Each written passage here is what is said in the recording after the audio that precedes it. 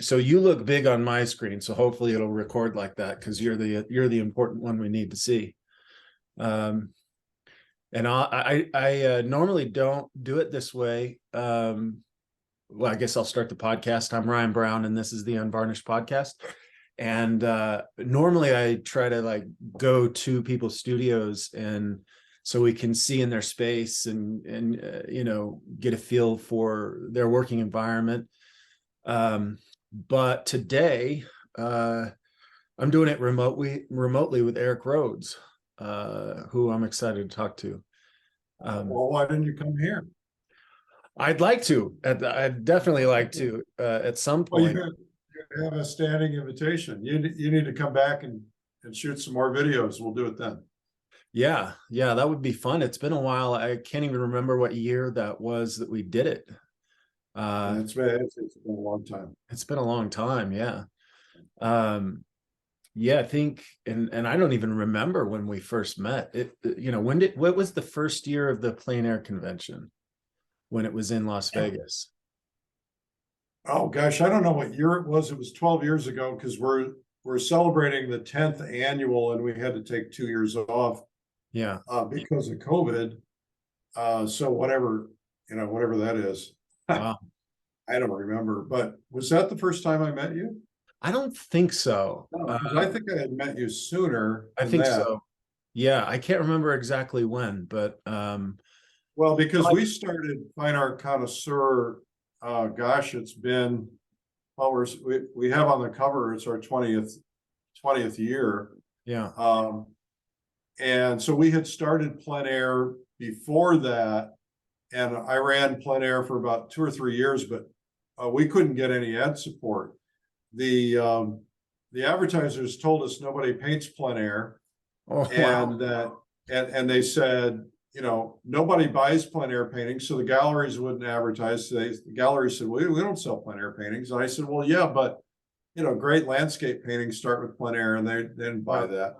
And then the art materials people said, oh, there's not enough Plein Air painters to make a difference. And so we couldn't sell any advertising to sustain. So I shut it down. But I really didn't want to shut it down. So yeah. I thought, well, I need something broader. And I thought, well, I'm super passionate about classical realism, if you will. Yeah. And I said, let's do that. Let's start Fine Art Connoisseur and make that kind of a standard bearer for the realism movement.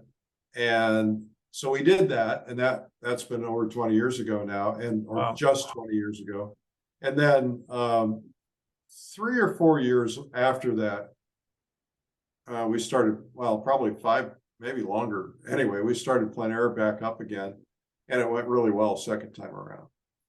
When you're making that decision, I mean, starting a magazine isn't, I can't imagine that there's any guarantee that you felt like this is going to be, the success that it's become. When you're thinking about, as a businessman, the risks that you may want to take, combining those with your passions,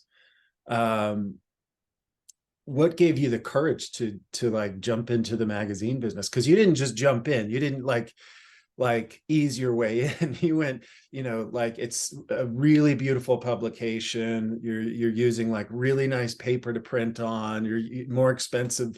It seems like you kind of went all out right from the very beginning, which obviously all those factors up your risk. What gave you the courage to jump into something like that? You said you referred to me as a businessman. That's not how I self-identify. Yeah, if that makes sense. I'm a creative, and I start businesses, but I don't start businesses for business purposes. I start businesses because I think they'd be cool. Yeah. And I know that sounds completely counterintuitive. I grew up with an artist mother and an entrepreneur father. And my dad was always on the telephone, and he was always starting new businesses and selling businesses and buying businesses and creating business. And so that's just how I grew up. It's like a Yeah. kid who grows up in a family of policemen. They, they automatically become policemen oftentimes because it's just what they know. Yeah. And I knew a lot about business because of my dad, not as much about art because my mom was kind of a hobbyist, and she was doing ceramics and, a lot of other things too. But I think that I lack fear, or at least I did lack fear. I probably have a little now. Yeah. But I think the fear is not it. It's kind of what I grew up with. But I didn't go through when I started these publications, I didn't go through the process that one should go through. In other words, if I were going to go to a bank and say, hey, will you loan me the money to start a magazine? They'd say, well, we want to see a pro forma, we want to see budgets, estimates, how long is it going to take you to get, the number of subscribers and all that nonsense. I didn't do any of that. When I started plein air painting, I started because my wife got pregnant. I was painting portraits and figures, mostly in the back bedroom of our house. And when my wife got pregnant, she kicked me out of the house. She said, you can't have the smell of paint in the house because it's, she was nauseated from it. So I went out to the garage and she said, no, it still didn't work. I can still smell it. So I thought, well, I'm going to go outside. And I didn't know that plein air painting existed. It never crossed my mind, but I carried a studio easel and a box of paints and a card table chair out to the edge of the golf course where we lived and set up and paint. My canvas kept blowing off and the mosquitoes were bugging me. And it was a horrible experience. But my wife said, you need to give up painting anyway, because you're going to be the father of triplets. You won't have time to paint. And I said, that's not an option. For me, painting is like oxygen. I have to have it. So anyway, I would go to the local art store. We lived in Walnut Creek. Okay. And I was looking for people who did this outdoor painting thing, and there was no internet at the time, really. And so I learned about a thing called the Scene on the Straight at Martinez, which was a plein air show. And I went to it with my wife, and we looked around. We bought our first painting from Kevin Corder. And I talked to Kevin, and Kevin, I said, how do I do this? How do I learn it? And he said, well, just go out and do 100 paintings. Give yourself 30 minutes and get 8 by 10 or 5 by 7 and do 100 paintings. And so I did that. And I didn't have a plein air, I had a French easel. And anyway, that kind of led to that whole thing. So I ended up going to the Plein Air Painters of America had a workshop that I learned about at Old Lyme, Connecticut. Yeah. And just came back from there. I was there last week. I saw that. Yeah. The magic of social media. So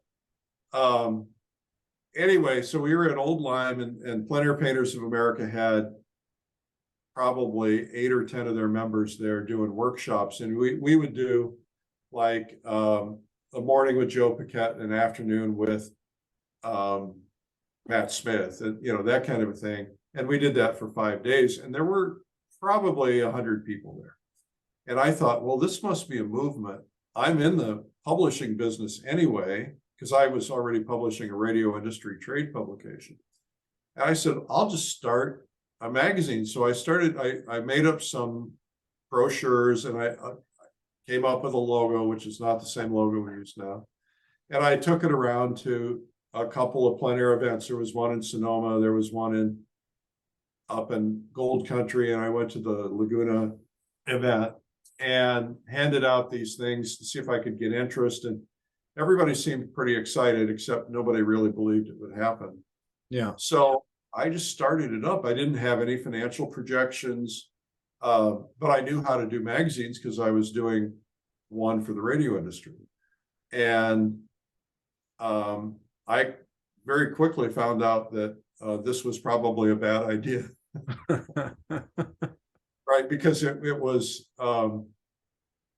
you know, I hadn't done the projections and stuff. So I fought like crazy to keep it alive for 3 years. And I did. I got a lot of subscribers. I had, first year, I had 10,000 subscribers. Wow. And so there was a lot of interest, except the advertising. And, you know, looking back, I probably had the wrong ad person. Yeah. But anyway, that's kind of how it all started. So there was not like a, you know, a plan. It just was kind of like, hey, this would be fun. Let's try this. Yeah. It's interesting because I've heard a lot of actors, comedians, musicians, and artists say the same thing. You know, people that are well into their careers, 20, 30, 40 years into their careers, that they'll be asked a similar question, which is, you know, would you advise your kids to get into this? And the answer is always no. You know, or if you meet a young comedian or a young painter, would you advise them to do this? And they say, you know, no. If you don't have to, you know, run away from this.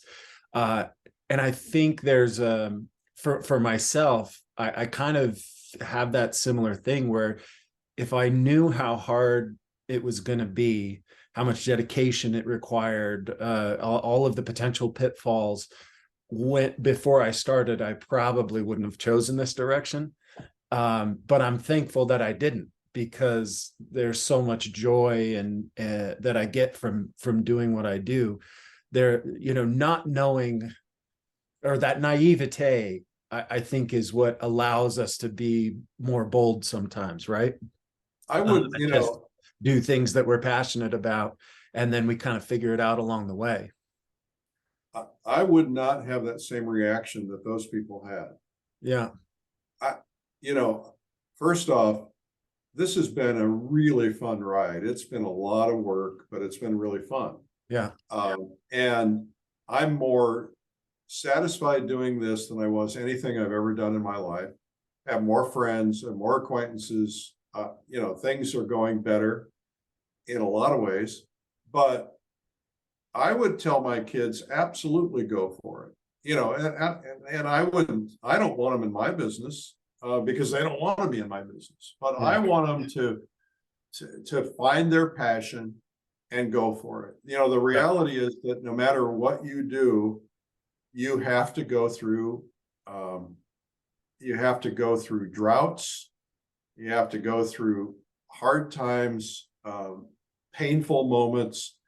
And I want my kids to have pain. I don't want to be the parent, and I have been a little too much, quite frankly. I don't want to be the parent that tries to protect my kids all the time, because you want to send the message that if you're going to do anything good in life, it's going to be hard. Yeah. That, you know, one of my sons wants to be an actor, and you know, he went and tried out for a part, and he says, I haven't seen it yet, but he says he got the part in a play first time he ever tried out. I said, well, that's beginner's luck, you know, because there are 600 other people who tried out for that who didn't get that part. And, you know, things don't come easy, and we shouldn't be teaching our kids that they come easy, because they don't. I mean, the struggle, the reason you're such a good artist and the reason you have such a good school is because you went through decades of struggle. And it's that struggle that made you better. It's, you know, as an artist myself, and I've never had the luxury of time. I made the choice not to pursue my art as a career because I'm loving what I'm doing and I love doing my art, but I haven't put in the 100,000 hours that you've put in. But it would be, you know, you get so much satisfaction out of trying something and failing. It's the embracing of pain that makes you a better artist. It's the embracing of pain that makes you a better business person or marketer or whatever it is you're going to do. Because if you don't get that pain, you don't you don't learn the lessons that you need to learn. And if somebody hands everything to you, so I'm I don't like going through pain. I don't want to say for a second that I do. Yeah. You know, I went for I went for 7 years when I started my business before I ever got a paycheck. Wow. And it was a struggle. I mean, there were weeks with a jar of peanut butter and that was it. But now looking back, it seems easy. Yeah. Well, I find myself in a position where I actually closed my school just over a year ago, to kind of focus more on my own work. And I think part of it was I was giving the same message to students as I was giving to my older teenagers at the time. And the message kind of got exhausting. I always come back to this phrase: I can explain it to you, but I can't understand it for you. And I kept trying to explain, the importance, say, of, even though you're a student, going home and making your own work, the learning and the necessary clumsiness you have to go through, to kind of find your own voice. And I felt like I was giving the same message to my kids, and it kind of got exhausting to constantly be doing that. I felt like I wasn't able to focus enough on my own weaknesses, and how to overcome them. But one of the messages I've always tried to share with my kids is kind of what you're talking about, which is, if you can find out what you love to do and follow that, there's no guarantee that you're going to be, monetarily massively successful in any direction. So it's best to choose your life, because at least you're doing something on purpose. And no matter what it is that you choose to do, most of it sucks. Most of it's like the hard work that you have to put in it. Even if you're a movie star, it's getting up early for shoots, it's sitting in makeup for hours, it's doing press, it's there's so much hard work involved in any life that you do. At least if you choose the direction you want to go, that you're going through those hardships on purpose. It's not just happenstance. And then the work becomes more joyful. Because it's deliberate. And it's really fun to start a painting. It's really fun to finish a painting, but the middle is work. It's hard. And but there's a satisfaction that comes when you made that choice on purpose. Everything, for me at least, feels more purposeful as a result of that initial choice to kind of follow this passionate direction. Well, I think that first off, you're spot on. That's exactly it. It's learning to ride a bicycle. It's a long process, but you got to do what you love, because you're spending probably at least 50% of your time at work.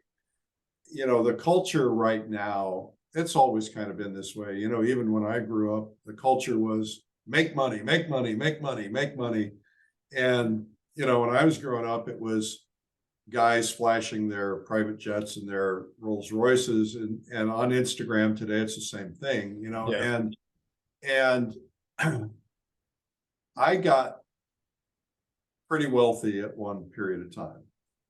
And it didn't make me happy. As a matter of fact, it created more problems, because then all of a sudden, if you have wealth, then everybody wants to take it from you. Sure.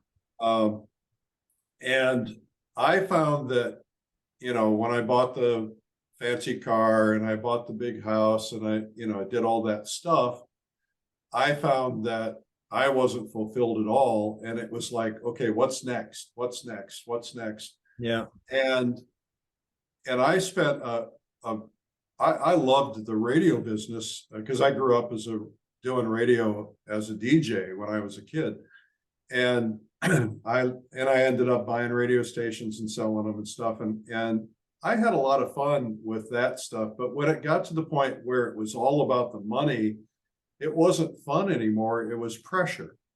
And there was a lot of fear of losing what you had. And so I divorced myself from that. I still own my radio trade publication. I don't have anything else in the radio industry anymore, but I don't have anything to do with it other than I own the company that runs it. And now I'm doing what I love every day. I'm talking to artists, I'm dealing with artists, I'm dealing with art, I'm dealing with galleries, I'm dealing with museums. The people that are in that world, for the most part, are really happy people. Artists are some of the happiest people I know, some of the most tortured too, but some of the happiest. And because they're doing what they love. The torture comes from the fact that they have to figure out how to make money with it. And again, there's this pressure to make money. And I try very, very hard not to push that on my kids, because society is pushing it on them anyway. Sure. But my dad was an entrepreneur, and he was always like, make money, make money, make money. And it's like, I don't want to make money. I want to just have fun. Well, you can't make money if you're having fun. Well, it's like, no, this is not it, and so I'm having fun. And I think that's more important.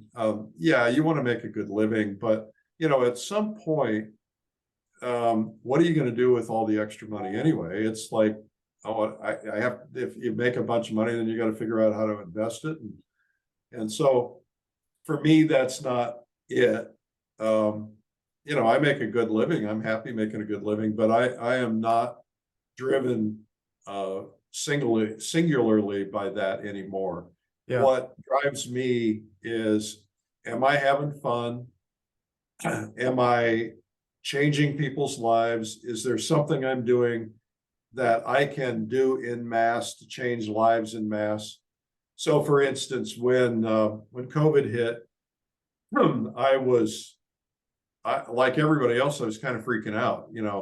First off, in the first week of lockdowns, when they put the handcuffs on us, it was like, what if this lasts more than a week? And then all of a sudden the phone started ringing.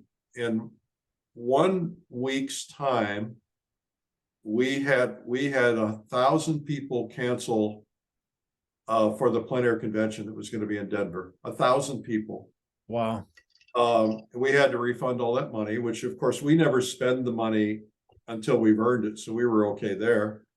But 1,000 people times credit card fees that we had to pay. So we ended up losing $50,000 on credit card fees. Wow. Because we didn't want to pass that on to the people who canceled. That wouldn't be fair.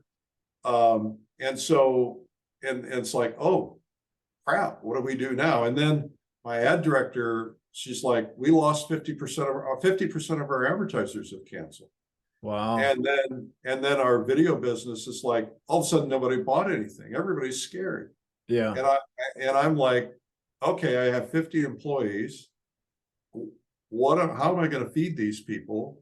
What am I going to do? And so I thought, well, we got to help people right now. This is the only thing we can do, is help people. We can't save our business. Didn't want to cut anybody, because I didn't know what was going to happen.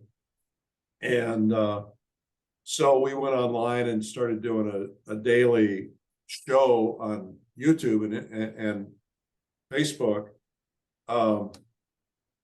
and just started getting people together every day at noon. And all of a sudden it was, somebody teaching and a little Zoom this and a little Zoom that. And all of a sudden we were like hearing from people like, oh man, you helped us survive. And now we've probably taught over 1 million people how to paint. We've heard from thousands of people who have said, I never considered painting, but I stumbled across you during COVID. I'm painting now. I didn't think, or we heard from people who were like, I painted when I was in college, but I got on with my career and never gave it a second thought. I saw this during COVID, and so you got me painting again.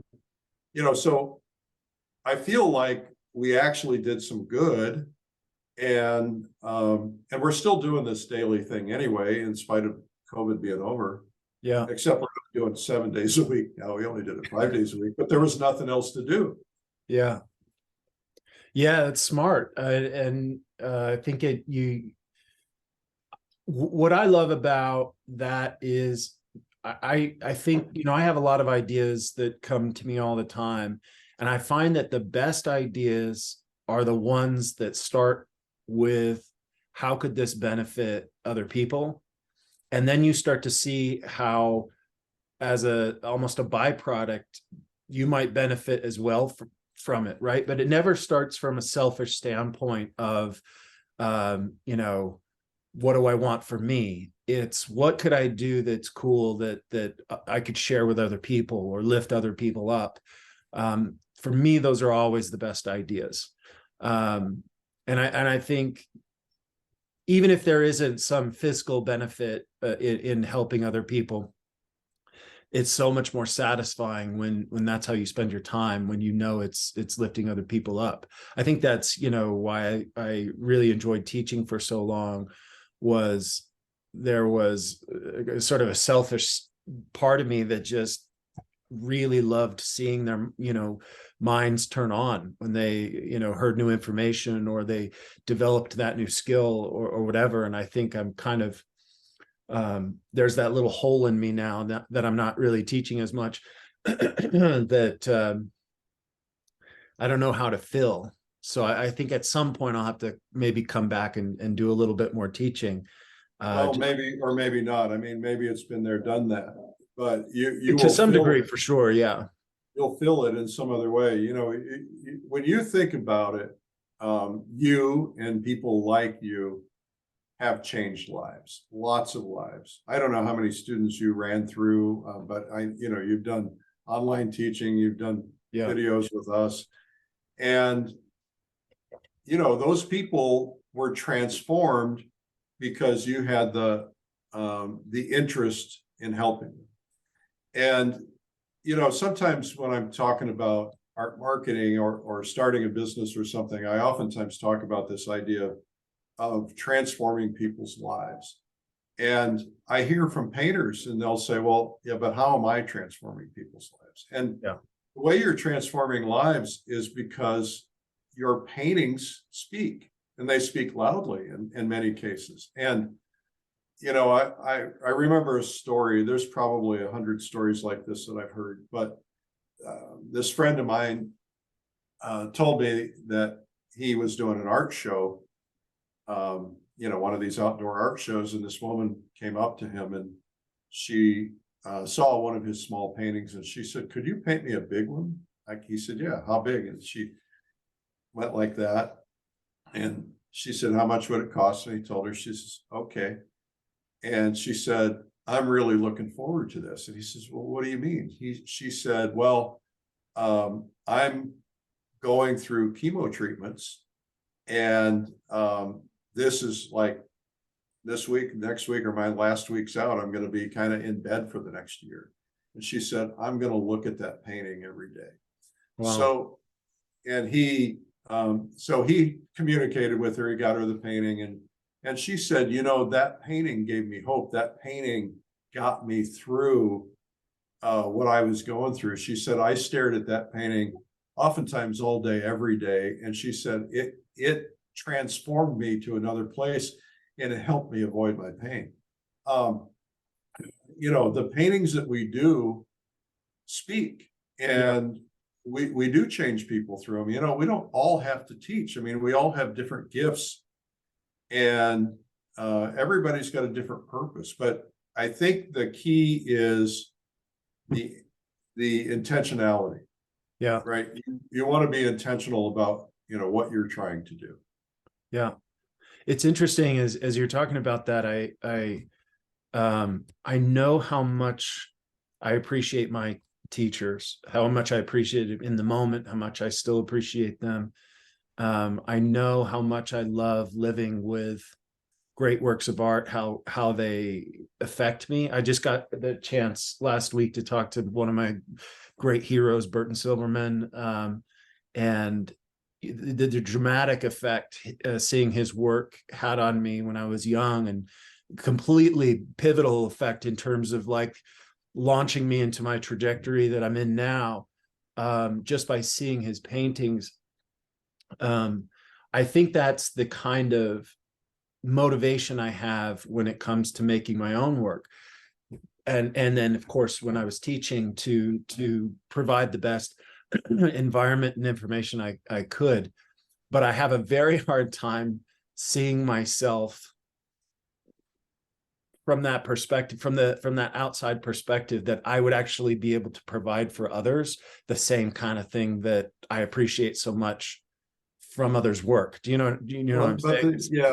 What it's all about is if you can satisfy yourself, if you raise the bar on your own standards, which you have done, and an artist really strives to get to the level of someone that they really love and respect and appreciate, then that's going to happen when you go to please yourself. I know what that's like to. I am not a level of a painter that I would like to be, but I will not let something go until I feel like I'm happy with it. It used to be I just let it go. I didn't care, but now I care. Now I don't want my name on something that doesn't feel like I've pushed my limits and gotten myself to a point where I feel like I'm kind of proud of it. I mean, I don't know what I don't know, and I can't figure out how to get there sometimes.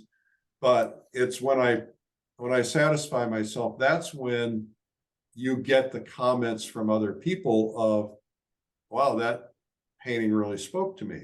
Yeah. And that's, I think, you got to make yourself happy. And if you hold yourself to high standards and you don't make it all about being commercial.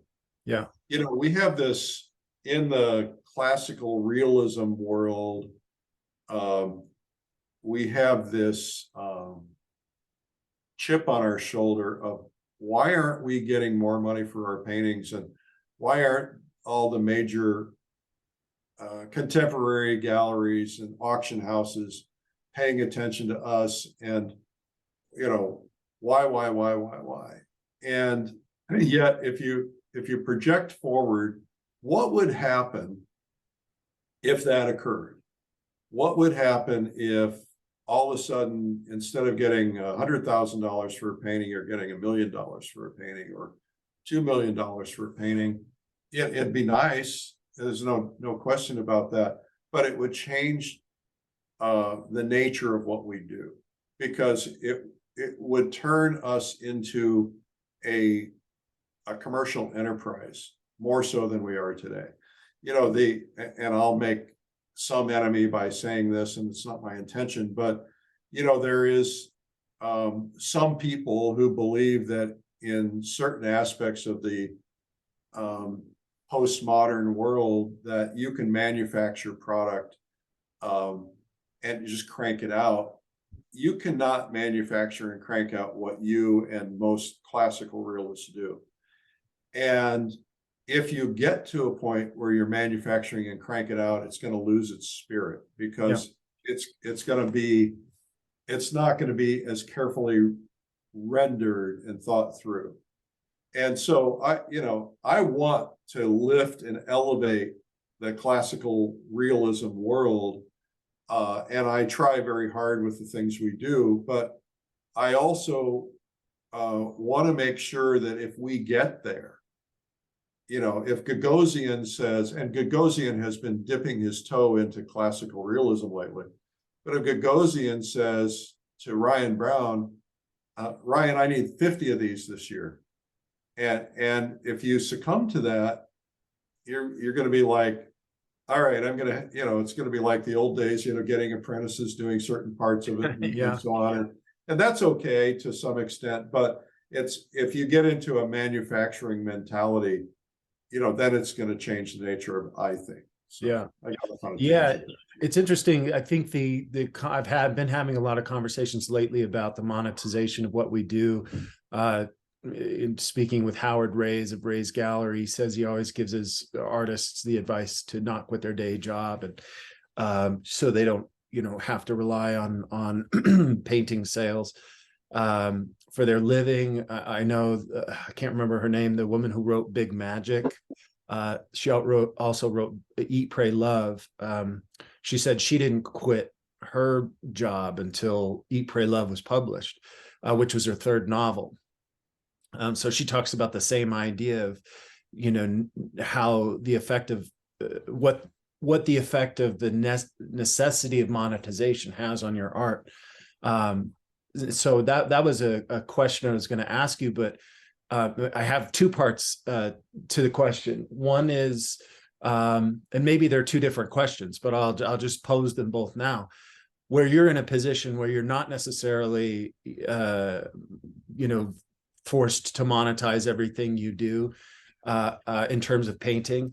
How do you think that's affected your ability to maybe slow down or take your time with certain things to, in terms of what you choose to paint, from both a subject matter and maybe complexity standpoint? And then the second question would be in terms of community, just as a result of who you are and the, running the magazines and the videos that you produce, you have access to a wider array of artists than probably most people. And so when it comes to your own development, how have you used that network of artists to, bounce ideas off of, to pick their brains, to do you often get like critical feedback from artists that help, not just painting tips, but actual, showing your work and getting that critical feedback? Because that's one thing that's very important to me, is building that community that can help me get better. So those aren't connected questions, but maybe you could talk about those two things. Well, so I desperately love painting. If I'm not painting, I'm reading an art book or I'm looking at art online. I desperately love paintings and painting and artists and art history. I read novels about art history all the time, probably more than other things, although I do read other things. I had to make a conscious decision of do I want to be a great painter, or am I going to make more impact doing what I'm doing and all these other things? And I really wrestled with that, because I really want to be a great painter, but I also have a little bit of a feel for what it takes. Now, I've been painting probably for 25 years, probably. Most of it badly. And I watched my friends, and one friend in particular, Richard Lindenberg, who's a landscape artist in California. Yeah. Richard worked full-time for Savoir-Faire Sennelier as a marketing guy. And during the last recession, he lost his job. And he became a full-time painter, and he was a decent painter. Yeah. But I watched what happened to him. There were two things that happened. First off was time. And the second thing is he went and mentored with Scott Christensen privately for, I think, only a week or 2 weeks. Yeah. And then that combined with more time, in 2 years, Richard took a leap that was dramatic. Yeah. And I found myself a little jealous of that, quite frankly, because I don't have 2 years. Yeah. For me to get my painting time is nights and weekends, when I can, between travel and running a family and, all the other obligations. So, if I'm in my studio 2 or 3 nights a week, I'm lucky. If I'm plein air painting on a weekend, or in my studio on a weekend, one day, I'm lucky. one day a month or 2 days a month. I'm lucky. So I know that I have really great principles, and I have, because I've been around so many artists, because I've produced, and in many cases, early days, directed some of those videos. I know I have a deep understanding of the principles, but I have to have the brush time to really put them into play, and to make more and more mistakes. So I'm, as a guy who's been an entrepreneur, who's been painting on the side for 20 or 25 years, I've probably got a total of 2 years of painting time in, maybe 3 years of painting time in, if you collectively add up all those nights and weekends. Yeah. And so it takes time. Now, I've had some moments where I took big leaps. I hired Josh LaRock to come and spend a week with me, and we hired a model and we painted together for a week, and he worked with me, and I saw a big leap from that week of concentrated learning. Isn't it amazing how that can happen? It's I'm sure I've experienced that, both from a student standpoint and a teacher standpoint. Even just like that concentrated, those moments, is just like explosions of new insight and understanding, and even technical ability, in that one week. And of course, Josh is a fantastic teacher. Yeah, he is. He's so good and patient, and he has to be patient with me. But and I did the same thing with Joe McGurl, and so those two things elevated. Those are two that you picked, two good ones. Wow. Well, I had a frustrating moment. I was kind of having one of those, I think I'll quit painting moments. You probably had those. And I thought, how am I going to get to a point where I'm satisfied with my work, where, people aren't going, oh, nice painting, cringing. And I thought, well, who do I most admire? I wanted to get really good at landscape painting and plein air painting, and I wanted to get really good at portrait painting. And so I thought of 3 or 4 people, and I contacted Joe McGurl first, and I managed to work something out with him, and we spent a week together. And that week was life-changing. And then a few years later, I did the same thing with Josh. Yeah. And there's a couple other people I would select if I had the opportunity.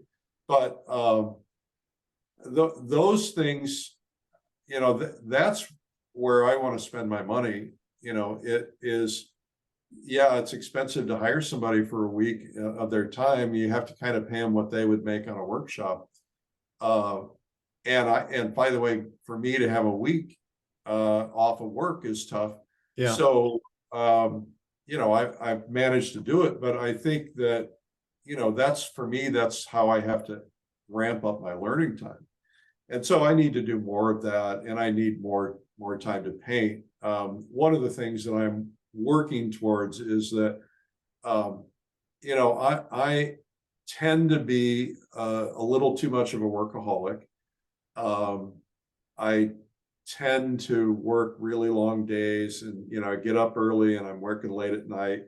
Even when I'm on social media or on my phone, I'm checking emails and stuff, and that's a little bit boring, quite frankly. And one of the things I need to do is to actually fulfill my life of painting. So what I am ultimately going to do is I'm going to resign from my company and have somebody else run it.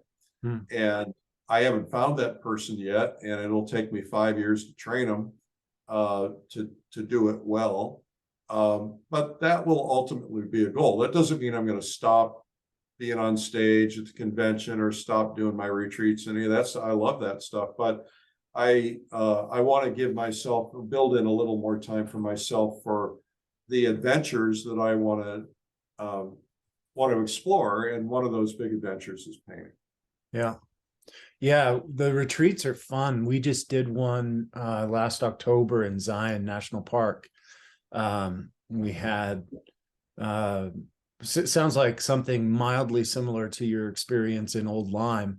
We had 10 demoing artists, who all stayed in the same house. We'd had 2 houses next door to each other. We all Yeah, I stayed saw there that. and Looked ate like fun. together, and we had a demo in the morning and a demo in the afternoon. And yeah, those, to me, I think that's kind of how I want to spend the rest of my life, because I've done the Publishers Invitational with you, was fantastic. I did the Hudson River Fellowship the first 2 years they did it. Those are I went to Forbes Ranch with Steve Doherty when he was with American Artist Magazine, and Kip Forbes and some other artists. Those, to me, are these timeline moments in my life that I'll never forget. They're just life changing, and then typically they're only a week. I mean, the Hudson River Fellowship was 3 weeks, but it's that concentrated time to be with other artists. It's summer camp for adults. It's just such an amazing opportunity to have those intimate moments and build the friendships and learn as much as you can from them, watch them paint, pick their brain. And the conferences are kind of like that. They might be slightly less intimate than, say 20 or 30 artists together. But there's still that fun, that camaraderie, no, very, very, very few artists are sort of untouchable. You get into a room with like all these superstar artists. They don't have that sentiment about themselves, right? So everybody is so easy to talk to, and I've very rarely ever felt the superstar artists who, in my perception, were superstars, looking down at anyone. They always just are so kind and generous. I could give you names, but I won't. I haven't, it's not been nobody. I've met a few, but rarely. Oh, well, I think everybody knows that they went through this and they've got to help other people. I had a guy came up to me at the FACE conference, and he said, I had no idea what I was getting when I came here for this. He said, I just got finished sitting down. I don't remember who the artist, let's say it was David LaFell. He said, I just got done sitting down for a cup of coffee with David LaFell. I was able to ask him all the questions that have been burning in my soul for months. And he says, and I can't believe every time I turn around, there's somebody else famous that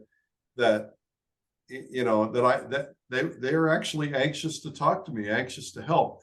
Now, we have a little bit to do with that, but not a lot. And what I mean by that is we're very careful about who we select, because like you, we know who the jerks are, and the jerks don't get invited. And because the minute you get, hey kid, don't bother me, then it changes the nature of the plein air convention or the FACE conference or something like that. So we, and we have actually uninvited, or I shouldn't say uninvited, we have not asked some artists back because they played that game. We don't have room for that. This is about a spirit of collaboration and helping each other. Every artist out there, including any of the top artists, Bert Silverman, who you mentioned, right? So I mean, Bert is brilliant, but he wasn't brilliant from day one. He was a struggling kid. He and Harvey Dinnerstein and his friends, they were struggling. And so we all owe one another an opportunity to help. And even if you've been painting for 5 years, you can still help somebody who's just starting. Because you've got 5 years of knowledge they don't have. Nothing is your secret, right? I mean, there's really no secrets. It's just knowledge, and every bit of knowledge you might gain is taken from another source, and you cobble it all together in a way that makes sense to you. But I think there's always a deep awareness that it's not yours. So sharing Well, it but is some people believe that it is. yeah, I've never understood that. I Yeah. don't believe, even if they do believe it is, it's not. And I think that the reason I came home and started a school was because I really wanted to sort of replicate the community I had in Florence. But I also just felt so excited about this explosion of understanding. Yeah. And I knew that other people could unlock their own potential if they were exposed to it. But it was never mine. And I think a lot of artists feel that, like, you know, it's not hard to sit down and have a cup of coffee with somebody who is constantly curious and excited, no matter what level they're at, because their willingness to share it comes from that sort of inquisitiveness that they carry with them all the time. They're still looking for information. So yeah, the ones who, you know, the ones who want to grow, you know, there are the ones who are kind of set in their ways, but that's very few of them. But most of them are they're like, you know, I could probably learn to do clouds better, and they'll go and study under somebody who they respect, who does clouds better, you know, or whatever. I had an artist, no names. I had an artist I contacted, really, really brilliant artist, and I said, "Hey, I want to do a video with you." And he said, "Nope, I don't want anybody to know my secrets." I kind of inside my head rolled my eyes, you know. Yeah. And he said, you know, I said, "Well, where'd you learn those secrets?" And he told me. And so I contacted the guy who taught the secrets. He said, "Yeah, I'll do a video. I'd love to do a video." You know, it's like, I want more people to learn this. And what's really exciting about this concept of doing professionally produced videos, which is a big difference from Zoom and a lot of other things. I mean, that's still good. But this idea of legacy, right? This idea of, and we have, unfortunately, we have some artists that we did videos with who are no longer with us. And they're learning, in some cases, a lot of their learning has been preserved forever. And, you know, I remember you and I having a conversation when you were doing your video about, you know, wouldn't it have been cool if, you know, if we could watch Anders Zorn paint, or Sargent, or Bouguereau, and because it's those little nuances that sometimes you don't get them from their teaching, it's getting from observing. And what's nice is that, you know, I've shot now over 600 videos with probably 400-500 different artists. And by the way, every single one I've learned something new from. Every single one. They're all, none of them are exactly the same. And of course, you need the repetition of the things that are the same. But it just is, it blows me away that, you know, the technology is there that we can do this. And what's going to be wonderful is that, you know, at some point we'll be able to film these things with holograms, where you'll be able to actually have a three-dimensional image of them in the room with you painting, you know, and that technology exists today, but it's not mainstream enough yet. But, you know, it'll go there or someplace else at some point. But this is, I mean, when I started painting, Ryan, and you probably were painting about the same time, but, you know, there was no internet. When I wanted to learn how to classically paint, I couldn't find anybody. I didn't know about the Florence Academy. I didn't know about the Grand Central Atelier. And quite frankly, there weren't very many of those out there. And when Peter Trippy and I got together, and I got him into Fine Art Connoisseur magazine, he's been with me almost the entire time. we sat down and we said, how do we make people aware of these academies? We didn't even know who all of them were. He knew more than I did, but there weren't 6 of them. Yeah. And we talked about our goal of multiplying this and helping the world change, because it was Warhol who said, I can't quote him exactly, but he said something to the effect, if 100 students would take on classical painting again, it would change the world. Yeah. And you think about it, when we started Fine Art Connoisseur magazine, there were 3, 4, 5 ateliers that I'm aware of. Today there's 70 or 100 students bred students who bred students, you know, and so now you have people who studied under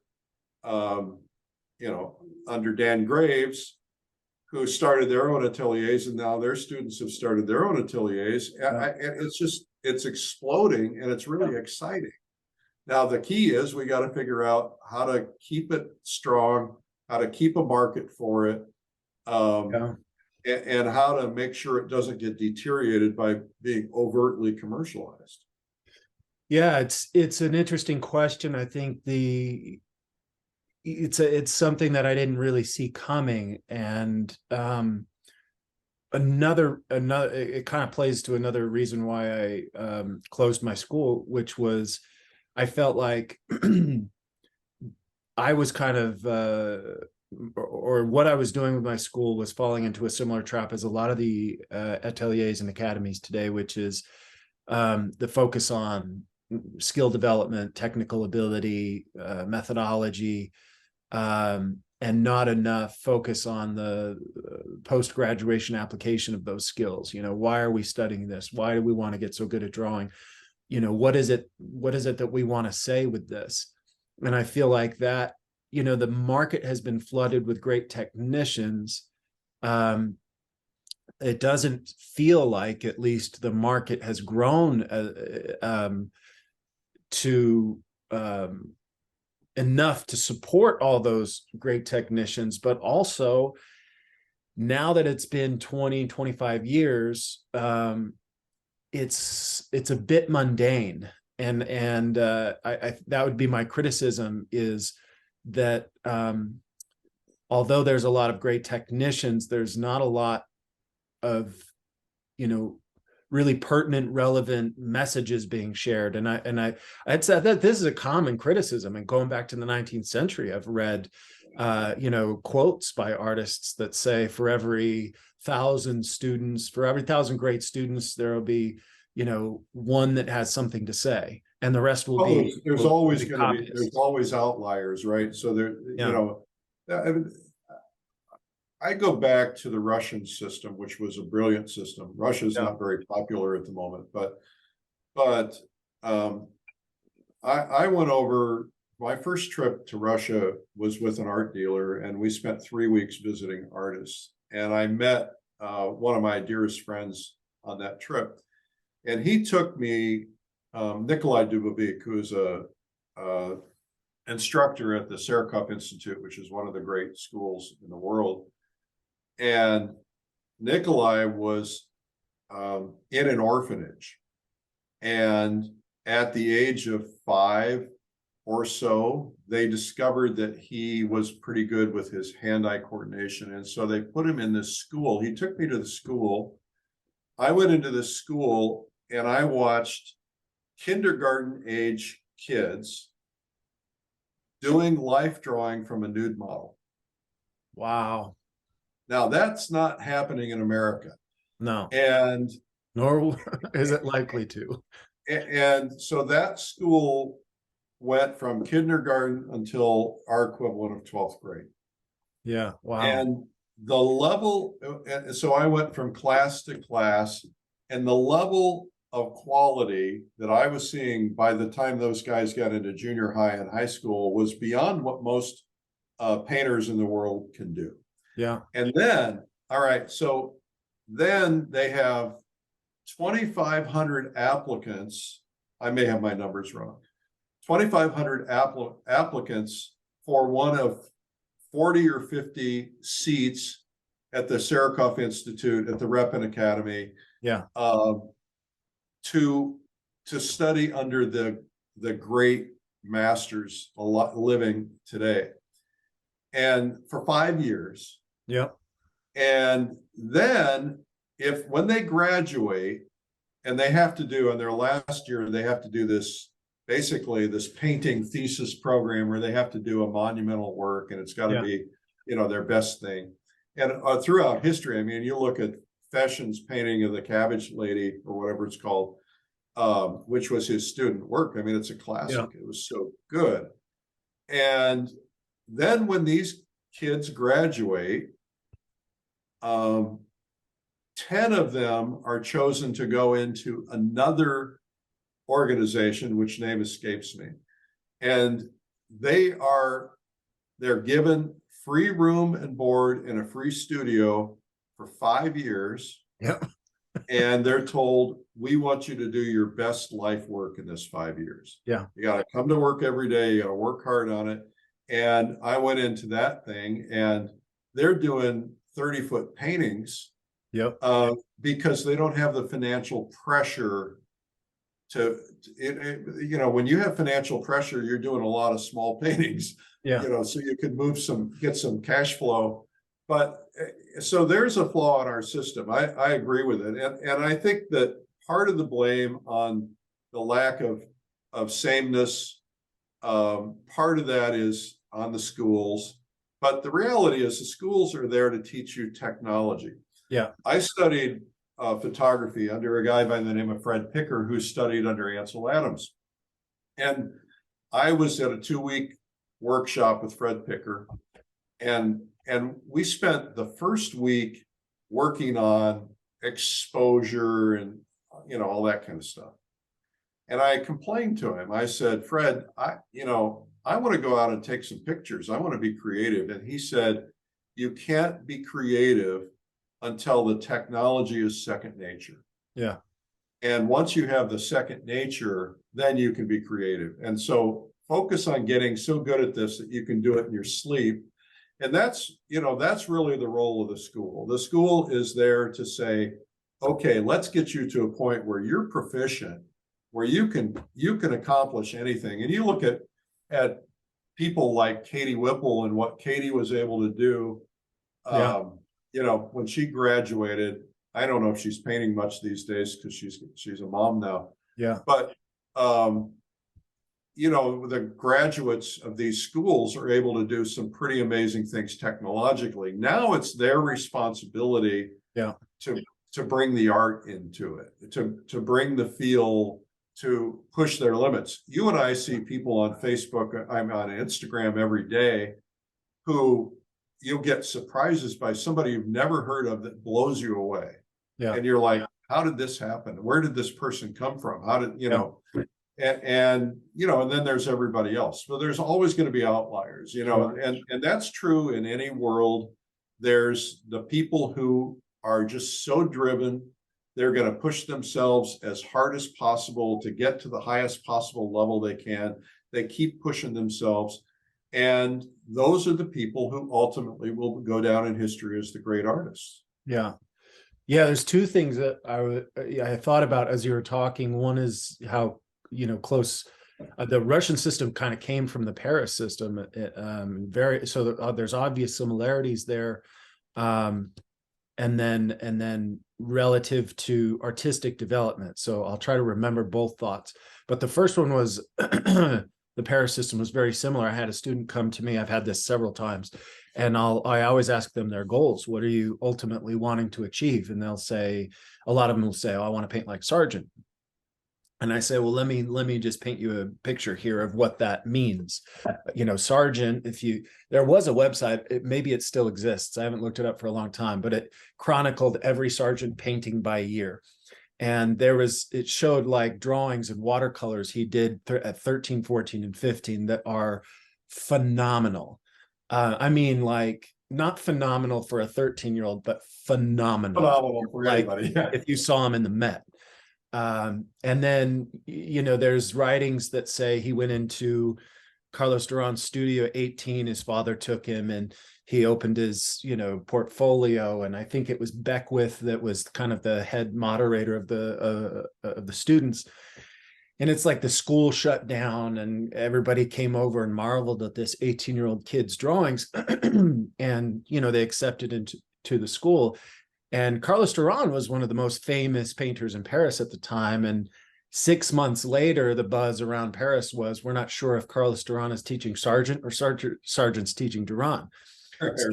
So you have this sort of Michael Jordan level talent that is once a generation coming into the best school system in the history of this type of artistic teaching and heritage.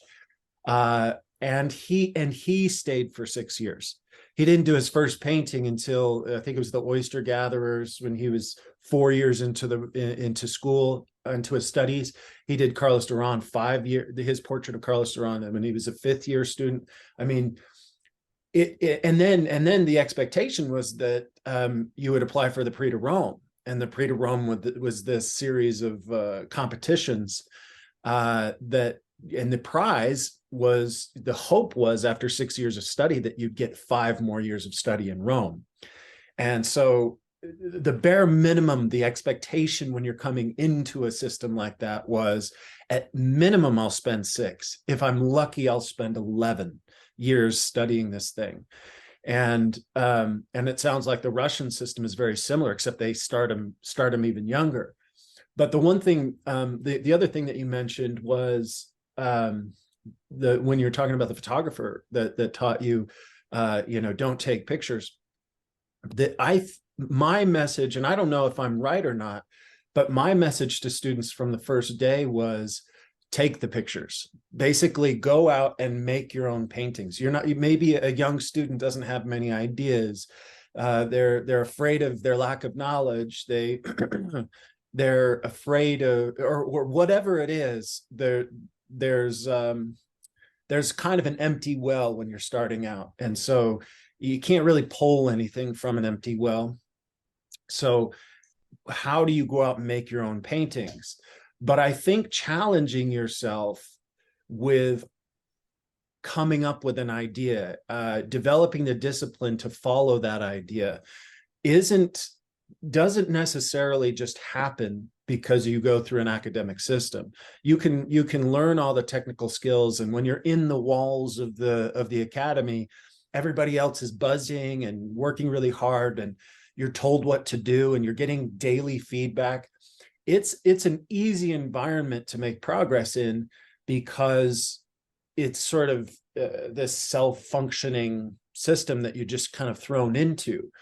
When you leave school and now you're alone in your studio, it doesn't necessarily mean that just because you learned how to draw well that you're going to know how to like self-govern and how to spend your time and how to come up with ideas and how to follow those ideas and how to reach out to galleries and how to run your social media or there's so many things that are involved with being an artistic professional, which really is an entrepreneurial pursuit, and then how to make art, how to transition and mature from being the student to actually now making mature artworks that are relevant.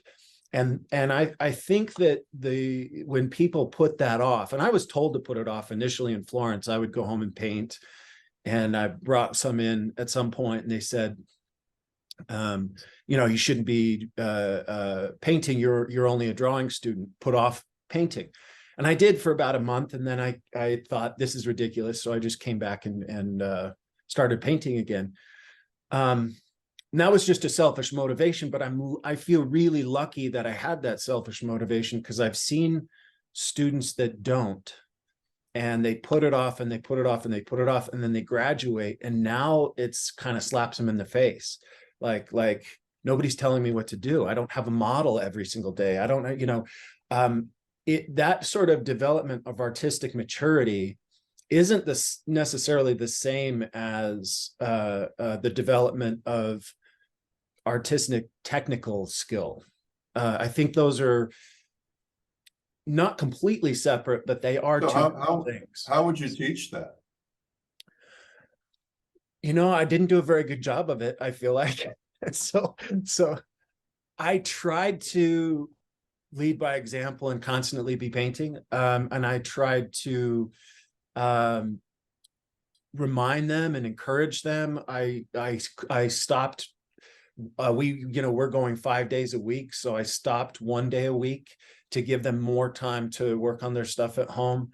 I would encourage them to bring it in so we could talk about it and critique it. And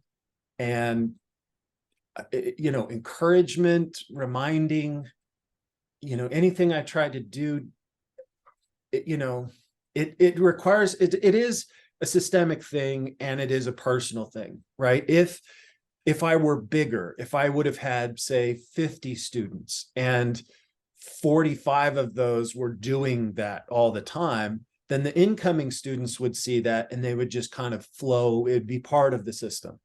I never had a large enough school to create that systemic thing.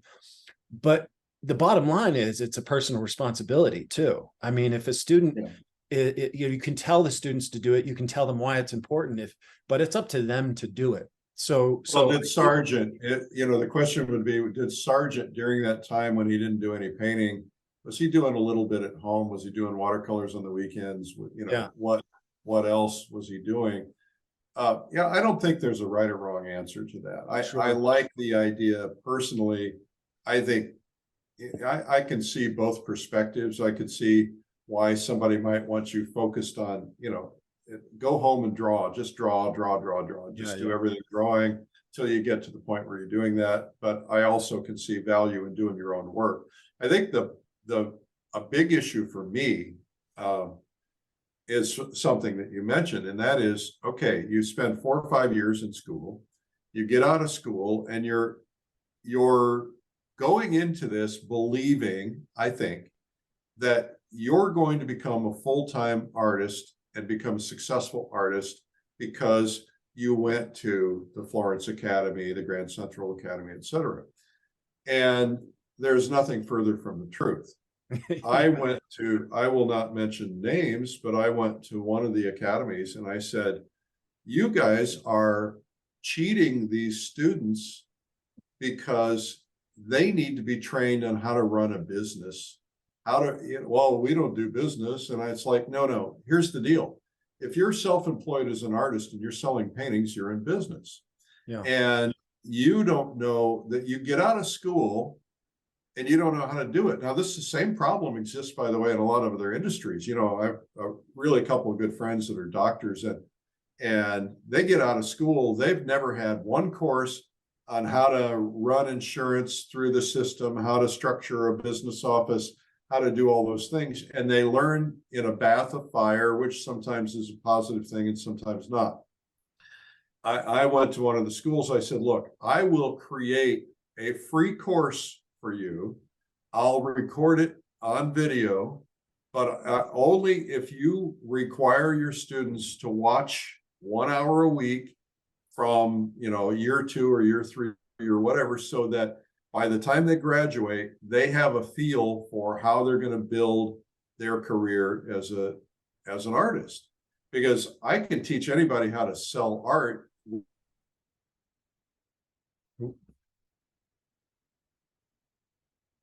You got art because they know and understand marketing skills. We've all seen artists throughout history recent history who were super famous and making a lot of money, who produced pretty bad work, in our opinion. Not that there's anything wrong with that. So I think the idea from my standpoint is you've got to have something to prepare them for the world that they're about to hit into, because they just all of a sudden they get out there and the failure rate is so high that they end up taking jobs that they don't want to take, and they spend the next few years in these jobs. You and I both know of people who are doing that are really, really great painters, but they're working in other jobs because they can't support themselves as painters. Yeah. And they have financial obligations, and I get that. I understand it. There's nothing wrong with that. but they'd rather be painting. I've had them tell me they'd rather be painting, but they don't know how to go about it, or they've not had success at it. The other thing is that, I teach art marketing a lot. I have videos on it, I have books and stuff like that. But there are some people who are never going to get it. That those are the people that they need to find somebody they can trust to run it for them, to do their marketing. That's why galleries play such an important role. And the future of art galleries is, of course, in question, and it always has been. But Yeah. For certain artists, they will not survive unless they've got a good gallery behind. Yeah. It's interesting because I can hear this conversation. I can hear the duality of it. Earlier we were talking about, or you mentioned, if people were selling for $1 million, the fear is that it becomes overly commercial. But even at $1,000, it can be overly commercial, right? I mean, there's this necessity. What we do is for public consumption. What we do is meant to be shared. So we do, Instagram and social media is a great platform because we reach a wider audience. It's not the platform we ultimately want our work to be viewed in. We're making it to be seen in person, of course, but it definitely has the benefit of expanding the number of eyes that can, we can put our work in front of. But there's a balance there between the necessity of self-promotion and putting yourself out there and being willing to put yourself out there, and retaining this sort of purity of artistic vision that you have, which can be difficult, right? I mean, I remember I was selling in galleries when I was studying at the Florence Academy, and I would joke with students because there's such a purity of a narrative there, where any sort of self-promotion was taboo, and anytime you talked about selling your work, it was gross.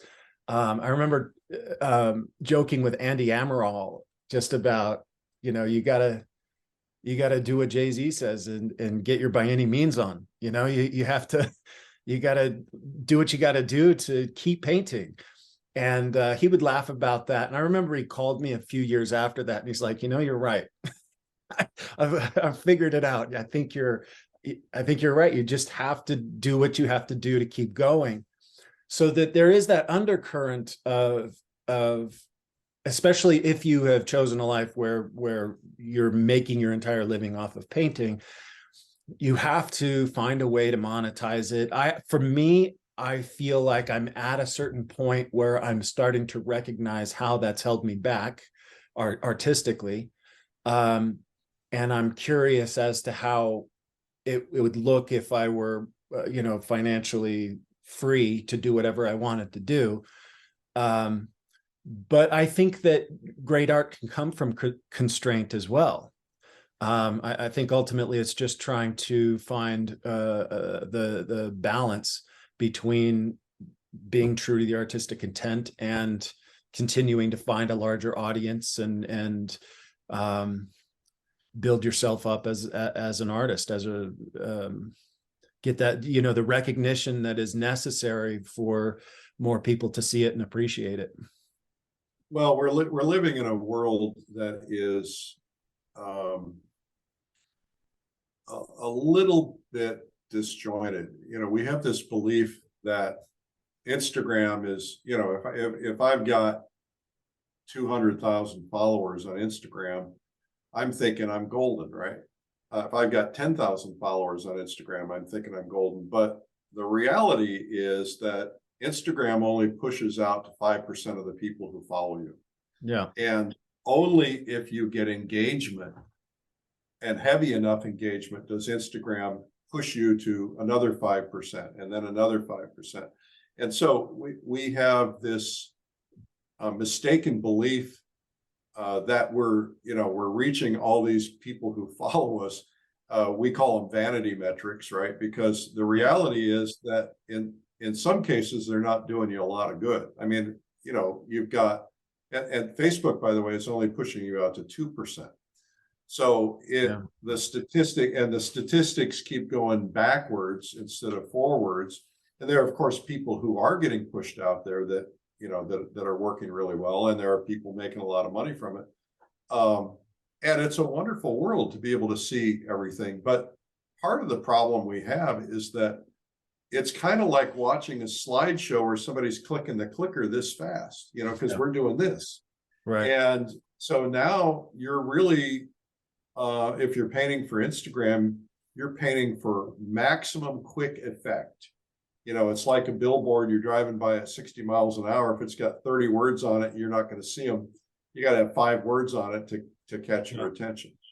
So I think that to some extent, I feel like a lot of people are performing for Instagram, and it's very seductive, and I get it. And I do a little bit of Instagram stuff myself, but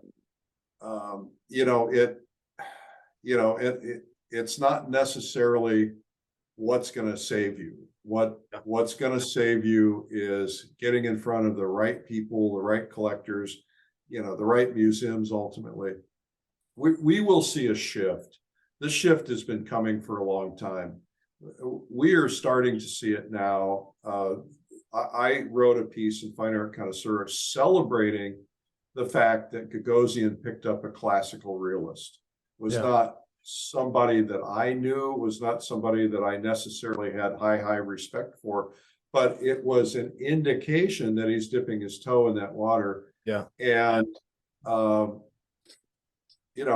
had people who've said to me, I went to a guy's house one time to do a story on his collection, and he had 2 collections in his house. He had probably $1 million into each collection at the time, and one collection was all classical stuff. It was old historic 19th century Dutch, and then the other was 1980s modern abstract. And so he went through the whole collection. We did the story and everything. I said, well, tell me about this stuff. He says, well, I'm a doctor. And he said, I made a lot of money. And he said, I've got $1 million into what you see on these walls here. He says, I couldn't get $50 for any of it today. Yeah. He says, but this stuff from the 19th century, I guarantee you when I'm ready to retire or sell out, I'll make money on that because it's timeless. Yeah. And so I think that, we go through these phases, and I think that ultimately what the classical realists are doing is timeless. Some of it is really, really awesome. I see some work that I mean, Nick Alm and his watercolors, anything he does, but to see what he's accomplished with watercolor blows me away. Yeah, it's some sort of black magic. I mean, it is black magic. I don't know what he's smoking, but I want some.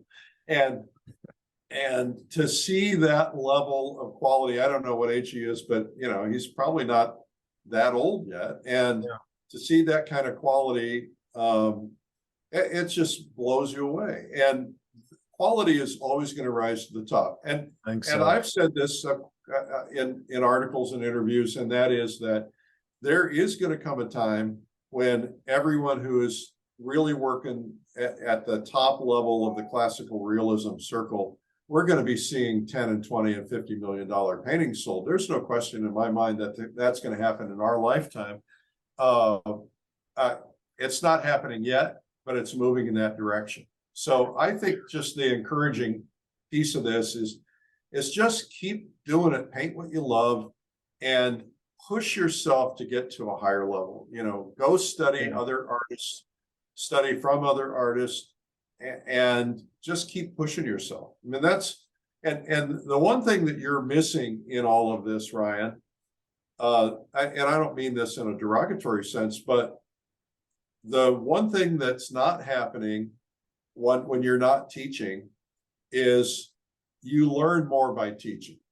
And I know you learned volumes by teaching from all those years that you did it, but you're away from that now. And so you're in a different season of your life, and that's okay too. But everybody should teach.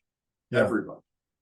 Yeah, I think passing information on, whether you're doing it informally or formally, is useful, because you have to organize these complex visual principles and really kind of question yourself, like, how do I understand that? When you force yourself to try and verbally explain it to someone else, you really have to be introspective about how it makes sense to you.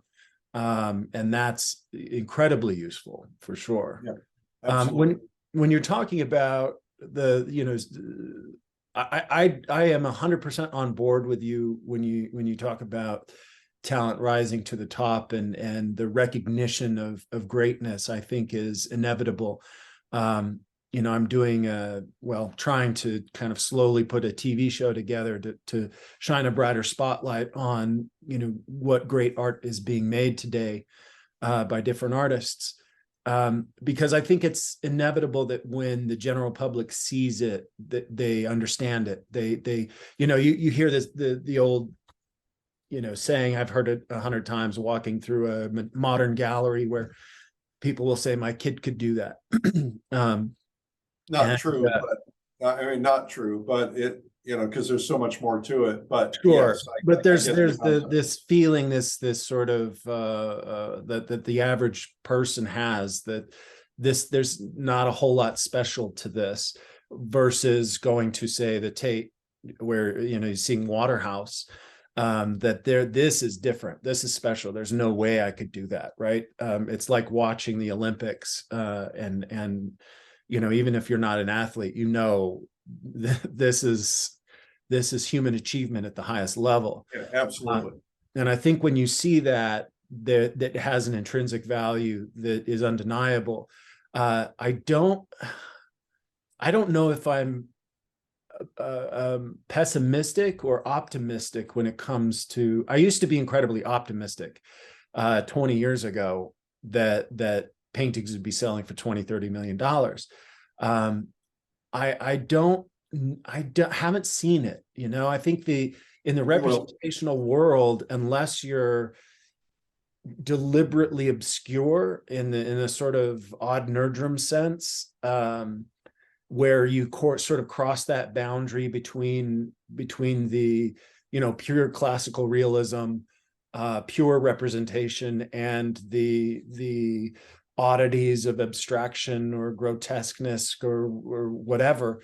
I don't know that pure classicism, representation, whatever term you want to use, it seems to me the only market that is really stable and maybe growing a little bit is Western. And I'm, even though I live in the West and I grew up reading Louis L'Amour and I love, cowboy movies and whatever, it's not necessarily a genre that I'm, going to dive wholeheartedly into. But as a representational painter, there's that nagging voice that says, what bigger market as a representational painter yeah, is there? yeah. Well, the problem with that, though, Ryan, is that, and you and I have both seen artists who have decided to chase the Western. And John Coleman, the great Western artist, said it to me best. He said, "These collectors can smell a fraud. Yeah. If you don't live it, if you don't know the anatomy of a horse, if it's not part of who you are, you're not likely to succeed in that." And we've seen that time and time again, where people have tried to enter it, and there are certainly people who have succeeded. But the other thing is that market is actually shrinking. The demographics on that market, there's a lot of sales of collections from deceased parents that kids don't want, and there are not a lot of younger people coming into it. So I am concerned about that. But I think to the other points, you will have those paintings selling for large amounts of money, but it boils down ultimately to tastemakers. And who are tastemakers? Major galleries are tastemakers. In the art world for the last 50 years, probably since 1919 or 1907 or whenever the Armory show was, you have galleries who say, this is good. Well, I don't understand it. No, trust me, if this is Yeah, good, trust me. right? Yeah. There's no measurable way to tell if it's good. And that's been actually pretty good for the gallery business, because then they haven't had to have anything that's measurable. Classical realism is measurable. If that eye is Right. over here, you're going to know it. And so it's tastemakers. Who are tastemakers? Galleries, magazines, websites, television shows. And really what it takes is, if if Architectural Digest started showing homes with a Jacob Collins painting in it in a contemporary setting, Yeah. and it looks right, all of a sudden that's going to make a big difference. I think that a lot of what has to occur is, I think we have to be willing to cross a couple of barriers that might be a little uncomfortable for some of us. Somebody like Cesar Santos, or Cesar, has done a remarkable job of becoming a contemporary painter in a classical realism world. And the way he's done that is by making these massive paintings that go over fireplaces or go into big modern spaces with no frames on them, and edges showing. And he's doing a remarkable job with that. So it's a matter of maybe putting it into a format that might fit a little bit differently in a in a modern house. I think that what my job is, what your job is, and what all of us really we play a role in, is that we are the ambassadors for this. And whether it's me or you or Peter Trippi or some person who is listening to this, who is passionate about this, we have to constantly be sharing our passion, because you never know the one thing that one of us does. It's kind of like evangelism, right? And so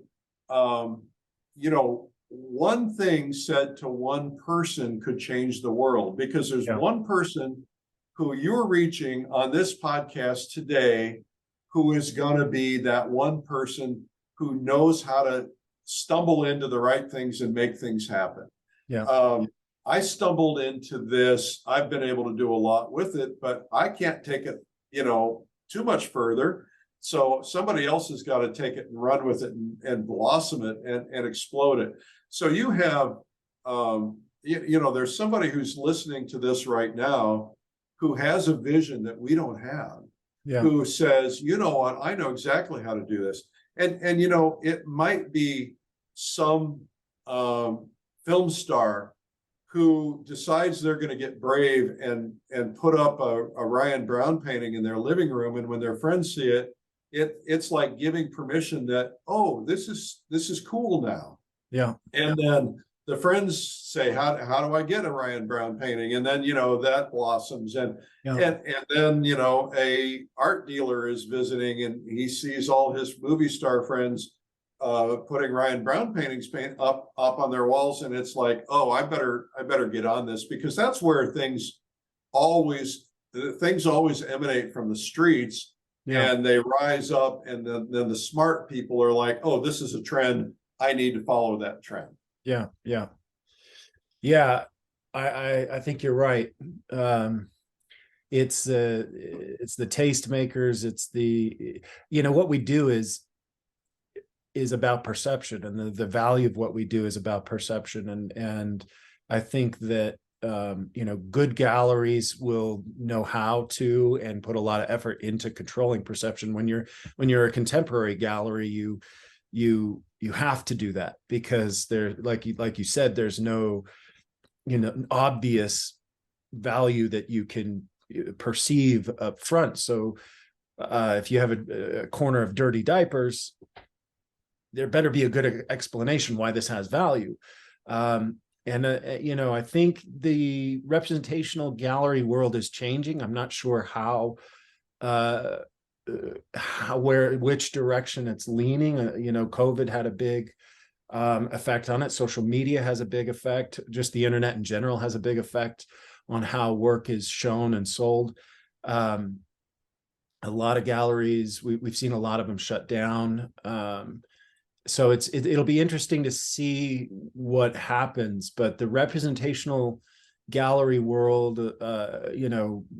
when it was going maybe at its strongest pre 2008, it almost felt like a lot of them were functioning a little bit more like furniture stores, where they just allowed you to walk in and pick what you like and walk out, instead of really promoting and having a distinct control over that perception of value, and marketing it in a way that raised the level not only of awareness but also perceived value. And so I'd like to see that happen a little bit more, because I think it raises all ships. Consumers, Brian, I think consumers don't think like us. They don't care about us. They only care about their world, their life, their environment, etc. But once you get a little crack, you just want a little bit more. And I have heard so many stories of somebody who said, I have a deceased friend who was a billionaire with a B, and he had Thomas Kincaid prints in his house, and I was horrified. Yeah. Horrified, because this is a guy who could have bought a Bouguereau painting, Sure. but he didn't even know who Bouguereau was. And so we have a big job to do in terms of tastemakers and spreading the word and so on, but we also have to get a little crack into everybody's house. Yeah. And because once you've had, I have a friend who was, an all prints person. Once they had that first original painting that they paid for, and maybe they only paid $500 or $600 for, it's like made everything else feel not quite so good. And then they added another, and then they added another. And then, there are so many people who are so passionate about this, who have hundreds. I met somebody the other day, they came to visit it. I'm working on a museum show of the portraits that have been painted for me. And this was a major chairman trustee of a museum who came to visit me. And we were talking about his collection, and he's got racks in his garage, and he rotates paintings. I have racks in my garage, and I rotate paintings. But it's once you get a little, you got to get a little bit more, a little bit more. So I think that we all have to look for ways to get them out there, and it's not necessarily always about the money right now. I mean, what is disturbing to me is to go into an artist studio and to see 500 paintings sitting in racks that are not in homes. Yeah. And they're not all good, but the good ones, we got to figure out how to get them out there and get them in the right hands. And that this is a marketing effort. This is something we tried very hard to kind of promote at the Face conference, and we try a little bit on Realism Live, and there's a lot of stuff that needs to be done. It's bigger than something I can do on my own. It's something we all have to participate in, but it ultimately it's moving in that direction. It's slow. It feels slow, but it's methodical, and I think we're going to get there. I am still very optimistic. I do get discouraged, but we're going to get there. Yeah. Well, good. I'm going to lean on your optimism. Take what you can get, right? Yeah. Well, let's talk just, we've been talking for a little while now. Let's talk about upcoming events. I think the next one is, we'll talk about all your platforms. I mean, you've got a lot of platforms. So I know you've also got a podcast. Maybe you could just share all your platforms, and then we could talk about the upcoming Plein convention in May in Denver. We don't have time to talk about them all. I would bore everybody to complete tears. So somebody said this to me a couple of years ago. They said, you're kind of like Walt Disney. You're creating an amusement park for artists.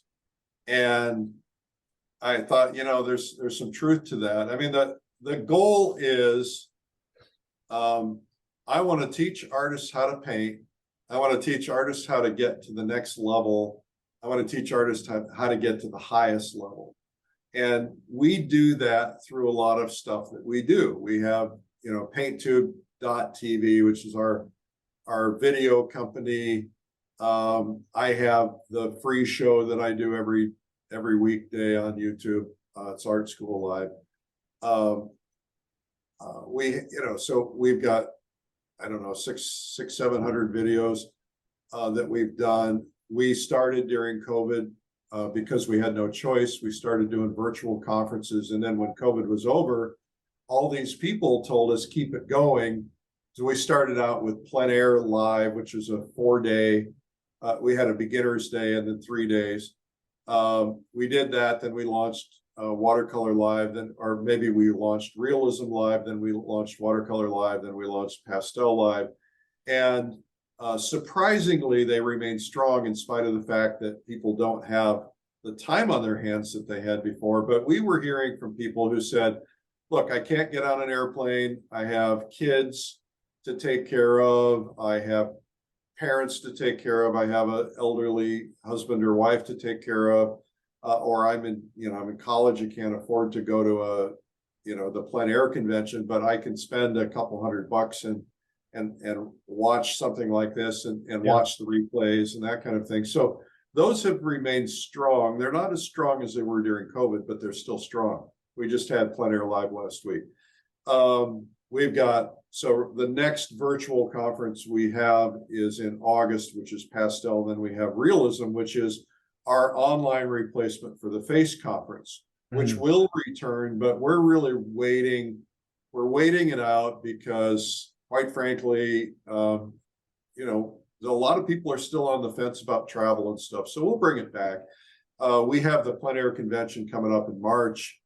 That's going to be 1,200 people, 80 instructors, 5 stages, expo hall, daily painting together in the Garden. I think you said March, but it's May. Did I say March?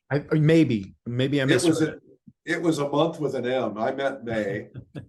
And so daily painting at where Bierstadt painted in Estes Park, at Rocky Mountain National Park, Garden of the Gods, things like that. So you've been, and it's such a cool thing to look around and see 1,000 painters painting, in the same area. It's like nothing like that in the world.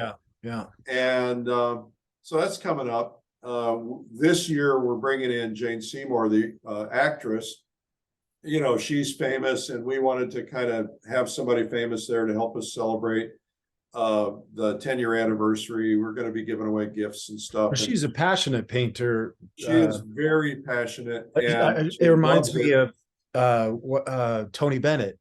He came and painted with us for a week in Florence, sat right in front of my easel every day and hung out with us on the dirty couch during the breaks, and complained about how he had to buy new shoes and spend $45 on them. I'm like, you're Tony Bennett, right? But he's just, I think that it's fun to see like people like actors or singers that are interested in painting, because there's so many crossovers creatively. And they can help so much. I mean, we're giving Jane a Lifetime Achievement Award because she's brought so much attention to art. She's a better painter than I am, but these people can make a big difference, right? Because they have a high reach and they are influencers, and somebody like that who gets behind your TV show or my TV show or some art gallery or whatever. I mean, that's a big deal. So anyway, she's coming, CW Mundy's coming, both receiving awards, and then we've got a big group of people. So we have a lot of stuff. I have an art marketing podcast where I teach people how to market their art. I have one on Plein Air podcast. I do the Art School Live daily, which is technically a podcast, I guess. And we do retreats for artists, which you've been to. We do one in fall and one in spring. We do trips. I'm getting ready to announce a big trip. I do trips to places people won't go on their own. So I've done, I just did New Zealand, I've done Cuba, I've done Africa. We were gonna do Russia, but you know what happened there. And just trying to keep it fun and interesting and help people get to the next level. Yeah, you are a workaholic. I planned this thing last October, and there was only there was 10 teachers, maybe 20 students, and that was a lot. I was exhausted afterwards. Hearing you name all these things that you're doing makes me want to take a nap. It's so much. It's because I have 50 people. Yeah. I mean, you do have a great team. I did a lot of the stuff before I had 50 people, but look, I would rather be doing that stuff than watching television. Yeah. And so I just, I think the thing is, if you get an idea and it strikes you, and that, I get 100 ideas a day like you do, and some of them stick. If they stick and you can't get it out of your head, then who's going to do it? It's either you're going to do it or nobody's going to do it. And so if it's worth doing, you got to do it. And, I just have to keep moving forward. I can't stop. I mean, the idea of retiring does not sound very appealing to me. And though I would love to have more time to paint, I'm not going to retire. I just, I'd die. Yeah. I'm not ready for that yet. Yeah. I felt like that with the TV show I started to make. It was, I kept refining the idea, trying to figure out how do I make this, binge watch worthy, because that's the new trend. And how do I make you want to come back for the next episode? And how do I even break it up so that it can be episodes? How do I construct a season? I mean, stuff I've never done before. I have no idea what I'm doing. And yet at some point I thought, this is just another art project. I do this all the time. I have ideas for paintings and I have no idea how to maybe do it or if it'll find an audience. But if that idea sticks, then I run in with this naive abandon and just do it and see how it goes. I mean, I spent maybe $70,000, which I didn't have, but fortunately I had credit cards, and I had no idea how I was going to pay it off. But I thought, I got to do it. I have to do it. Oh, that's the way it has to be. I'll tell you a quick story. I was talking to a friend of mine who's an author, and he's a very famous motivational speaker, blah, blah, blah. And I said, I've got this idea, and I kind of would like to figure out how to do it, but I don't know how to do it. And he said, what's the idea? I said, I want to do a TV show. And he says, well, just call the network and tell them you want to do a TV show. And I said, it's not that easy. He says, yeah, it is. He said, here's what I want you to do. This was Wednesday. He said, I want you to spend the weekend manifesting this idea. I want you to get every detail in your head so that it becomes real. And I want you to manifest a television network. And then he said, and I guarantee you that if you do that, you're going to get a deal. And I'm like, don't tell me that. That's complete BS. So I did it, right? And so this is on Wednesday. On the following Tuesday, I had a cocktail party that I hosted in New York City at the Harvard Club. And it was for my radio broadcast business. And I had a lot of broadcast executives there. And I meet this guy, and we start chatting. And I said, what do you do? And he says, well, I'm with this network. And I can't mention the network yet. And I said, oh, it's funny. I said, let me tell you a story. My friend tells me, and I told him about this manifesting and He says, well, tell me about the show. And so I told him about the show. He says, can we meet tomorrow? Wow. I said, yeah. He says, I need to get my team together on this. So we met. Long story short, I got a network deal to do this show. Wow. And so it's got stalled because of COVID, but I got a major network. I got a commitment.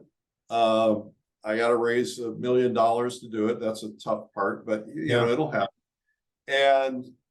But the point of it is it starts with manifesting, and you've got to take your idea. You did the right thing. You just said, you know what, I'm going for it. Yeah. I can't afford it. I'm going for it. And the nice thing about that is you burn the bridges behind you, right? You're like, I've committed $70,000 of my life here. Right. That wasn't easy to make.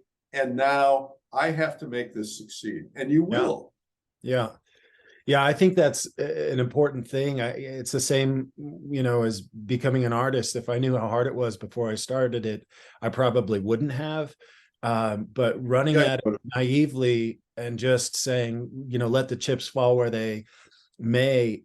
Again, I've always kind of approached my life that way, and I look back and think, how dare you? What in the world were you thinking? But it's just, I don't know. It's a sort of childish naivete that I live on, that is like the excitement of the idea sticks with you, and then you just do it. And I'm that way with my painting. And I'm that way in most other things too. And I wouldn't suggest that other people do it that way. I think there's I would totally there's a lot of pitfalls, but I think at least some of that, you know, you have to have some of that to do anything. Well, you want to be smart about it. You want to think things through if you can. Yeah. But the reality is that all the great things that ever occurred in the world occurred because there are people like you who said, I'm going for it. Yeah. And I mean, you know, go to Dubai or go to New York City, which looks a little dated compared to Dubai, and look at these skyscrapers. You know, most of the people who have done great things in the world, whether they're building physical things or they're inventing products or things, you know, we kind of tell ourselves that these people have had special circumstances. Maybe they grew up rich, or maybe they had some other benefit. But I'll tell you this, I mean, people criticize Elon Musk because his father was wealthy and that he got a good start. But I know people who are really wealthy people whose kids have every opportunity in the world and don't do anything with it. Sure. It's not, wealth alone isn't it. You know, you got to have the drive. And most people don't start out wealthy. Most people start out like everybody else, and oftentimes disadvantaged, and they go for it. And it's going for it that makes all the difference in the world. And that's why we have such a beautiful world with so many beautiful things around us. That's why we have incredible art museums. I mean, somebody had the ideas to start the National Gallery, right, and said, how am I going to do it? I don't know how I'm going to do it, but I'm going to do it. And then they started talking to their friends. And next thing you know, it's $100 here and $100 here, and then $1 million, you know, and that's how things happen. You just have to go for it. Yeah. I mean, it's in the doing that things get done, which sounds stupid, but if I'm not going to do it, somebody else is going to do it. Maybe not. And maybe not. Yeah. And a lot of things that we do, like, the world doesn't necessarily need, but once the world has it, they realize, like, it's better with it than without. I think that comes down to just general creativity that applies across the board, from business, entrepreneurial pursuits, you know, anything, whether you're a writer, a singer, an actress, whatever. I think that's an idea that's ubiquitous. cross platforms. But yeah, anyways, I know you're busy, so I won't chew up too much more of your time, but I will put at the end of this, I'll put the dates for the upcoming convention, because those things, they do take a lot of work. I know I've planned some smaller versions of it. They are some of the most special things that I get to do as an artist is attend these things and collaborate with other people and visit with other people, build those friendships. So I'm hoping that anyone that's thinking about it will really attend this May, because it really is a special event. You guys do an excellent job of putting that on. So I'll put that at the end, and anything else, you'll have to email me all of it because I can't remember it. But I'll list that at the end here so people can look it up, and because a lot of those things are great resources. I would say, Ryan, that all of this almost ended when COVID hit. Yeah. I was pretty freaked out, and because I thought the plein air convention ran for 9 years and it's not going to happen anymore. And it almost didn't happen again. And the magazines, you know, they've had a good run, but they almost ended. The retreats, the artist retreats, I mean, they almost ended. We were facing potential bankruptcy. Honestly, it was really scary. And you know, I got on my knees and prayed about it because I didn't know what to do, and answers came to me. And I would say to anybody, look, you make up your own mind. If you want to come, that'd be great. We'd love to have you there. But some of these things have seasons, and those seasons there will be a time when there's no more plein air convention. Yeah. Jean Stern, the art historian emeritus from the Irvine Museum of Art, said to me at the first convention, he said a couple of things. He said, Eric, I don't think you realize what you've done here. And I didn't. He said, nothing like this has ever occurred in the history of art. Not like this. Certainly not in plein air painting. He said, what you've done here, and I'm not saying this for gratification. I apologize if it sounds egotistical. He said, what has been done here? He said, you watch what happens to the plein air movement because of this event. He said, it's going to explode. He said, there are people here in the audience today who maybe are painting for the first time. He said, I guarantee you, some of these people are going to be on the stage teaching in 5 or 10 years. He said, this movement is going to explode. He later said to me, the plein air movement is the largest movement in the history of art. There are more people painting in plein air, painting in one particular, not style, but purpose, you know, painting outdoors. He said, there are more people painting in plein air than there ever has been throughout history. He said, this is a monumental thing. And he said, my biggest concern is what happens when you die?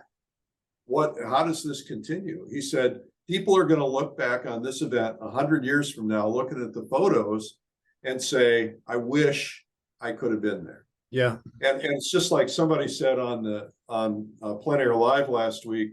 They said, you know, if this were 200 or 100 years ago, we'd be watching Monet and others on Plein Air Live. He said the people we're watching, they're gonna go down in history as great painters that, you know, everybody 100 years from now is going to look back and say, gee, I wish I could attend. So my message that is, you know, I hope I can keep these things going for 50 more years, but I don't know if I can. And I don't know what the circumstances are going to be. So I had a woman come to Fall Color Week one year, and she said to me, I kept putting it off.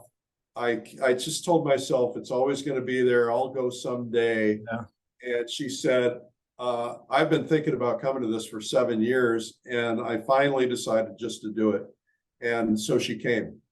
She died that fall, 3 months after Wow. she was there. Wow. And I thought, you know, what if she had never done that? She would have never experienced something that she wanted to do. So whether this is, you know, stuff that I'm doing or stuff that somebody else is doing, you know, like if you say to yourself, look, I've always wanted to take a Josh LaRock workshop, don't put it off. Don't tell Yeah. yourself it's 5 years out. Do it now, Yeah. because look, the world has changed. You know, our world is different than it was 2 years ago.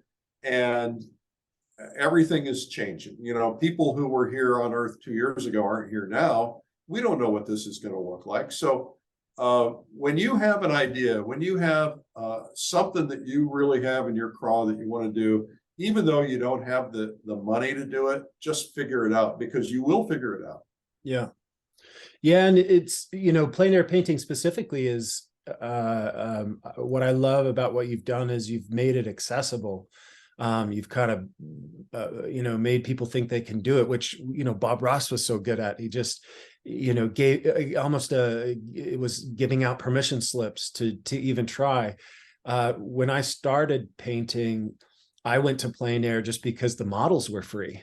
You know, it's you can go out anywhere and find something beautiful and paint it. And you don't have to be excellent, and nobody's excellent from the beginning. Everybody's Go ahead. But how did it change your painting? There's so much understanding that comes from sitting in nature, whether you're drawing and sketching, man, if you're just paying attention and eating a sandwich. I think there's so much understanding that comes from being outdoors. Yeah. And it made me better. Painting from life is absolutely the best way to learn how to paint.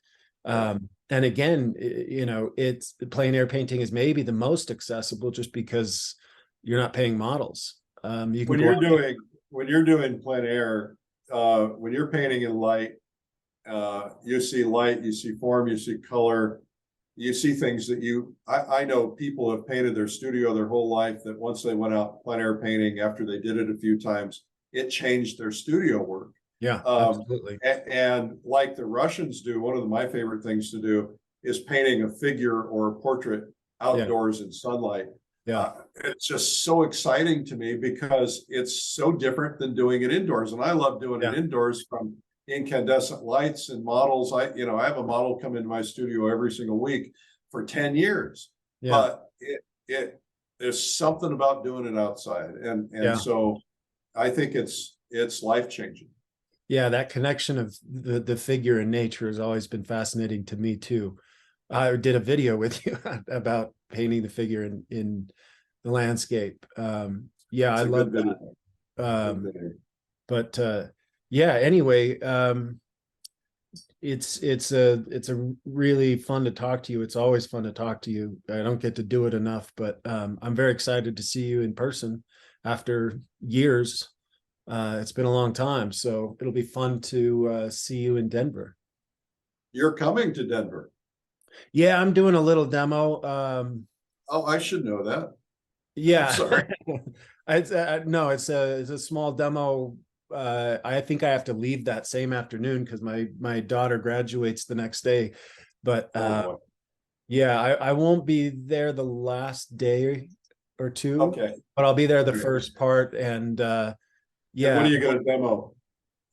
I don't know yet. I probably invented landscape. I think that seems to be interesting to people, or just how I kind of pull from you know, experience and make something, you know, new. So I have a landscape painting that you gave me. It's beautiful. It's hanging in the world famous artist cabin for everybody to see.